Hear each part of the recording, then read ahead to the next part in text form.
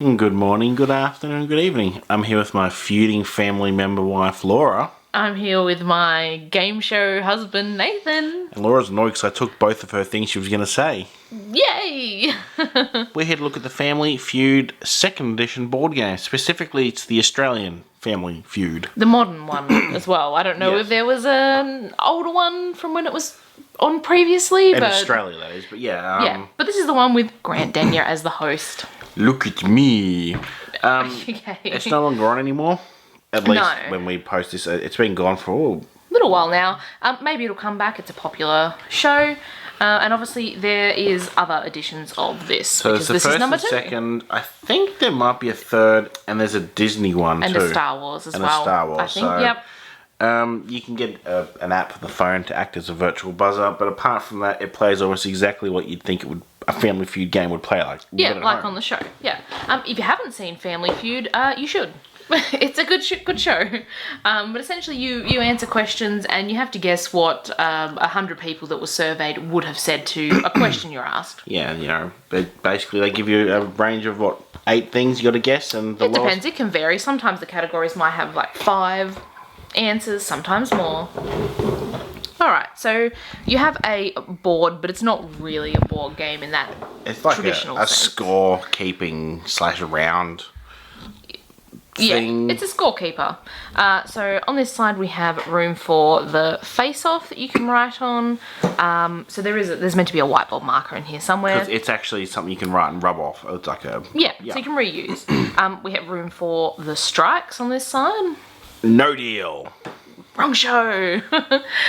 Over this side we have the fast money answers when you're putting, like, both people can put those in, and the general scorecard as well overall. Wait, who hosted Deal or No Deal in Australia?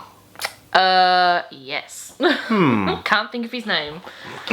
Someone out there shouting at us, how could you not know that? I did know it, just not now. Long ago. Our cards seem to have all fallen out in the box, so this will be interesting trying to show these here. You have some instructions first. So here we have a very yellow sort of set of instructions. We'll give it a scan and place it down below. It basically explains the actual TV show. It's actually got... I thought, it looked a bit off colour. I'm not sure if the camera's picking up, but it's got very faint, like, whitish yellow circles, like embossed in the background. It does? Yeah, all around here. Oh, yeah, it does. I had never ever noticed that before. We've had this for a weird. while too. Alright, so I've just been busily trying to get all the cards together. I think I have a good chunk of them now. So this is what the back of the Face-Off Survey Says cards look like. Survey says... Yep, exactly. There's quite a few of them there, so let's just take a look at a couple, hey? Example A. Okay, so name something that makes you feel hot. So again, if you haven't seen it, the idea would be to try and get the top answer to earn more points. And then if your team couldn't get all 5, then it's passed over to the other opposing team, who get one chance to get at least one of the missing ones, and if they do it, they steal the points. Yes. So with the actual game, the more people, the better, because normally there's 4 or 5 people in the team on the show. I think there's 4 on each side. Yeah. This game says you can play it with 3 people, but there's just ever so slightly tweaked rules, but it still plays the same, but just eases up a bit. Yeah. You know, because less people, you know. So yeah, that's just how many people out of the 100 surveyed said each of those answers. And they all follow the same suit. Yeah.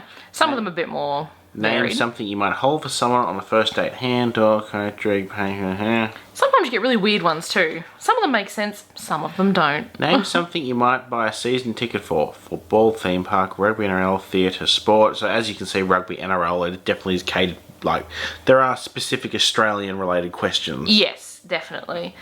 Give me a word used when describing the temperature. Hot, degrees Celsius, cold, humid, thermometer. Yeah. So there's a lot of these cards, obviously, so that you can, you know, play it more than once. Fast money. Whoa! Is that just the card? Yeah.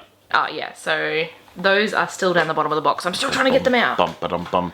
There is heaps They're of them. massive. So this is something that's designed to be replayed several times, so you don't like end up getting the old. So You don't keep remembering them. Yes, that's what my words were trying to say, but were not coming out. Yes. Because if you play a trivia game too many times, eventually you start to kind of remember the same questions. I do in particular, some not so much, but... The Logo board game is one that sort of suffers from that. Yes, definitely. So these are for the final round, the fast money, which you can see the score fall back there. So there are five questions. Same format, but you've got to do it all on a time limit. So they pick one answer from each, because they get 5 questions, and then you add up... Whatever you got. Or you could get it wrong. If I believe, it should be over 200. To if they win. wish to win. Yes. So these are just the same types of questions. Name something here, name something there. And again, there's a lot of those. Okay. I think that's pretty much it, isn't it? Yep. There's more cards in the bottom. What's good about... Whiteboard marker. What's good about this version, I think, compared to other Family Feuds we've had, is it's quite streamlined. You've got your basic cards with questions on them. You've got a really nice, clean interface with like the score and everything. It's really easy to decipher. I found some of the earlier TV game show board games like Wheel of Fortune and Jeopardy and all that were really quite... the Price is Right was another one quite intimidating to set up and play and get going. Yeah, this one you can just kind of open the box, there's all your questions, and off you go, sort of thing. I mean, me and Laura, we just like reading each other questions, seeing who gets the highest answer. Because there's only 2 of us, so we Womp can't womp. actually play. But we enjoy the TV show, so hopefully it will come back.